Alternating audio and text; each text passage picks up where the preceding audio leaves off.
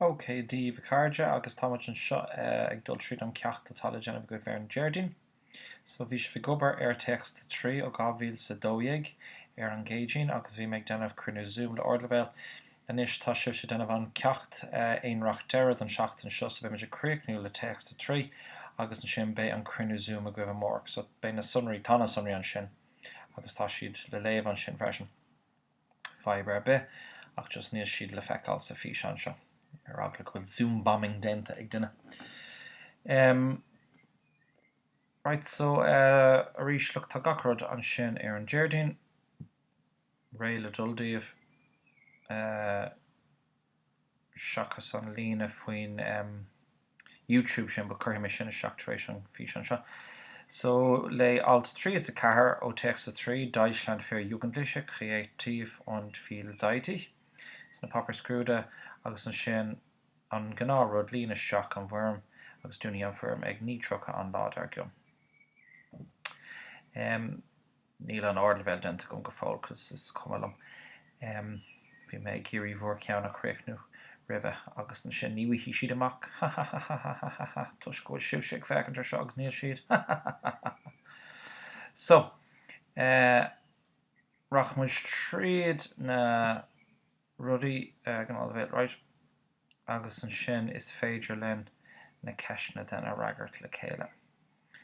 So, feici mé inis. Okay. So, communication ist auch kein Problem.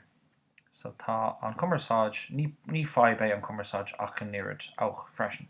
Freisin ní fibe an commerçage. Überall in Deutschland spricht man zumindest Englisch.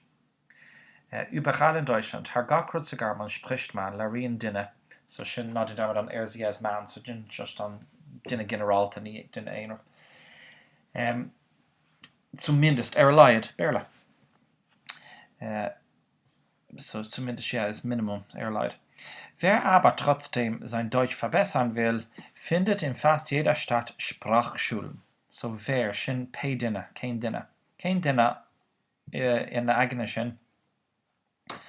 Atá ag géirí Deutsch verbessern, Kirkun Keen, so an Germanisch Kirkun Keen. I'm showy tú nu yoí tú in fast beagnach fast sin beagnach ní sé fast cosúla tapi sin beagnach fashion almost as berle beagnach gach Kacher Sprachschulen skullen Changacha.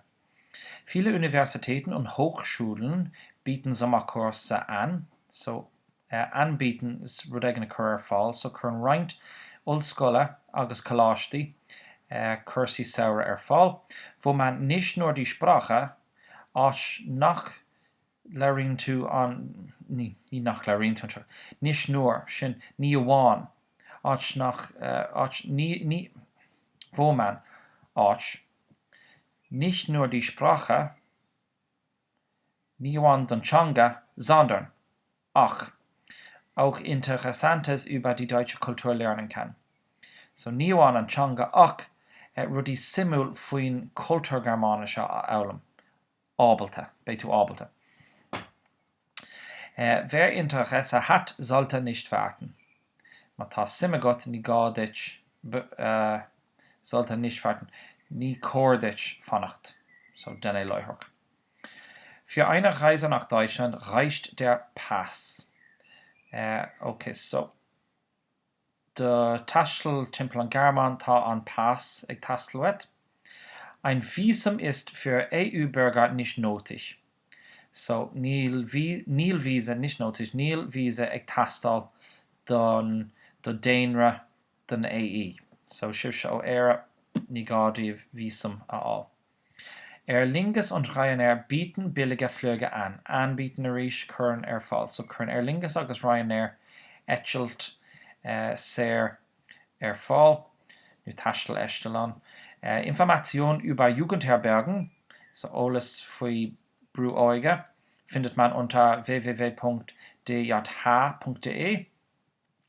Mehr Informationen über Veranstaltungen und Sonderangeboten findet man auf der Webseite des Deutschen Tourismusverbandes germanytravel.de. So, ein ólas eile faoi na offráil speisialta tá siad fáil an Deutschen Tourismusverbandes, so sin an gweilge ceart an seo. Board tuairisóireachta na Gearmáin. Okay, so an sin. So sin an méid ní mór an le Genevieve Gwiveniu in our rire isteach quick an form. Preview. That's nach fecinn ship na fragri. Cintálas atá le fáil leathnach gréas an board tuairisíochta na Gearmáine, agus an sin lína isteach tá gá rudaí atá ar fáil. And then tá listed the Fíor na Bréagach. So Fíor na Bréagach. Ein Urlaub in Deutschland ist sehr teuer, tá sé kostesach. Fíor na Bréagach. Es gibt viele Übernachtungsmöglichkeiten für Jugendliche. Tá am féidirach die hairíthe de duine Fíor na Bréagach. In Deutschland spricht man niemand Englisch. Sa Gearmáin ní leíonn aine béarla, Fíor na Bréagach. Fíor na Bréagach. Man braucht einen Pass und ein Visum für eine Reise nach Deutschland. So caithfidh gach duine pass bheith acu, agus visa. Chun taistil timpeall Gearmáin, an gádaíomh ceannaáil, Fíor na Bréagach. Agus an sin, tá trí rá a gcuibh leis an ceann sin, agus an sin sa cruinniú Zoom now an céad duine a luúin é seo dom tam chun mark sa bhreis a bhrunna ort. De bheith cinnte go si bh fécinn tar na fís an seo. So, Fíor na Bréagach, die Flüge von Aer Lingus sind nicht teuer. So, níl siad ro costasach. Fíor na Bréagach, nu Carol Baskin. So, Aberlum, céin ceann, Fíor Bréagach nu Carol Baskin. Agus aine aránaí in Carol Baskin, má déireann tú sin dumsa sa cruinniú Zoom, mar dúirt méid tuairtí méid mark sa bhreis ort as an trucha ceathair atá ar fáil don ceann seo. Okay, so sin an cleachtain lú go n-éirí libh agus bunaigí sultas an